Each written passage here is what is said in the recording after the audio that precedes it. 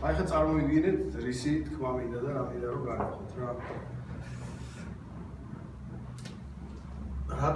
რატო არის ქსელური მარკეტინგი და ქსელური მარკეტინგის ბიზნესი ძალიან ჭკვიანი და უნიკალური რამე.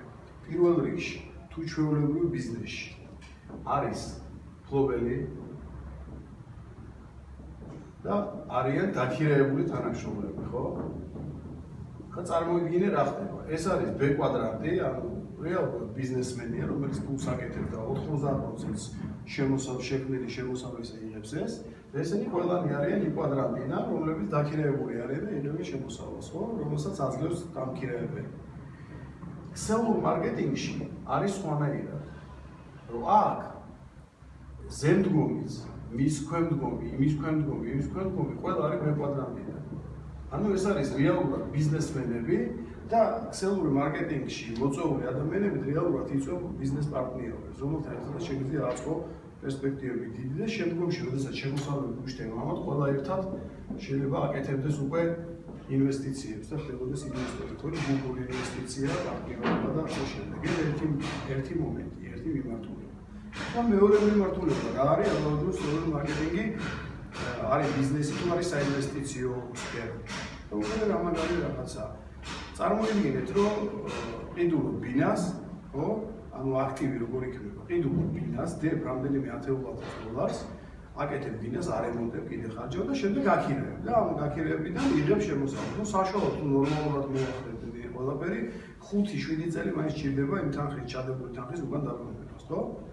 ეხლა წარმოვიდგინე რა არის ქსელური მარკეტინგი.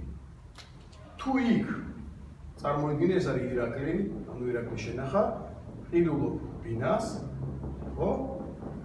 დებ თანხას და თქვა 5-7 წელი, ჯერ 1-2 წელი უნდები ამ თანხის ინვესტირებას, რომ ეს ბინა დაამთავრო, გაარემონტო და შემდეგ ეძებ კლიენტს, ხო? რომ მიიღო შემოსავალი.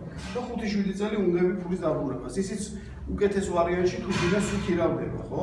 აქაც რისკები არის, შეიძლება წლის განმავლობაში რაღაც თვეები გაქირავდეს, რაღაც თვეები არ გაქირავდეს, ხო ასე? ეხლა რა ხდება ქსელური მარკეტინგის თვალსაზრისით? ზუსტად იგივე რამე ხდება. ანუ მოიწვია სიტყვაზე გიორგი ვიღაცა. მოიწვია ვიღაცა ნინო.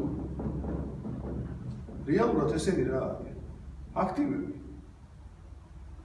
ოღონდ განსხვავებით ამ აქტივისგან ამხელა თანხები აქ არ არის ჩასადები, უფრო მეტად საერთოდ არ არის შენ თანხა ჩასადები. თანხას დებს თვითონ ეს ადამიანები და მუშაობენ, ხო? მთელი ცხოვრების მანძილზე თუ არ წავლენ ბიზნესთან, ესენიც ისევე გაძლევენ შემოსავალს, ხო? ამასავე თუ აქ შეიძლება თქვა წელიწადში 6 თვე გაგიქირავდეს, 6 თვე არ გაქირავდეს, აქაც იგივეა, რომ შეიძლება აქედან შემოსავალი მერყეობდეს. ზოგჯერ მეტი იყოს, ზოგჯერ ნაკლები, მაგრამ სულ ერთად მოდის. და ყველაზე კაი რა არის, აქ თუ დამოკიდებული ხარ პასიურად კლიენტზე და ელოდები კლიენტო თუ არ დაგირეკა და არ იქირავა ბინა, რას ისა, როგორ იქირავა? როგორ გააქირავა, როგორ მიიღებ შემოსავალს, ვერანაირად, ხო? აქ კიდე ყველაფერი შეძია დამოკიდებული, რამდენად კარგად ააწყობ, ხო? ეს არის შეხვედრები, ეს არის პრეზენტაციები და ასე შემდეგ და აქედან მიიღებული შემოსავალი მთლიანად შეძია დამოკიდებული და მთლიანად ის აქტიურობა წერილს უნდა მიიღო, ესეც მთლიანად შეძია დამოკიდებული. ანუ არის რამდენიმე ვარიანტი, ხო, ინვესტიციის, არის თქვა და მზაუქუნება შენ ქსელურ მარკეტინგში. გარდა იმისა, რომ ესე იღებ აქტივებს, ყველა ადამიანი, ვისაც კი მოიწვევ, შენი აქტივია. მაგარი რამეა რა და რომელშიც ფული არ არის გადახდა. და თამაც მეორე მომენტი, ეს აქტივები ამავდროულად პარალელურ რეჟიმში შენი პოტენციური პარტნიორები არიან. არის მაგარი. აი ამაზე ფიქრობდი დღეს რა. მაგარიდან მიდიოდი საქმეზე და უცბად რა დამეტრიალდი და წარმოვიდგინე ეს ყველაფერი, რა სასწაულია რა.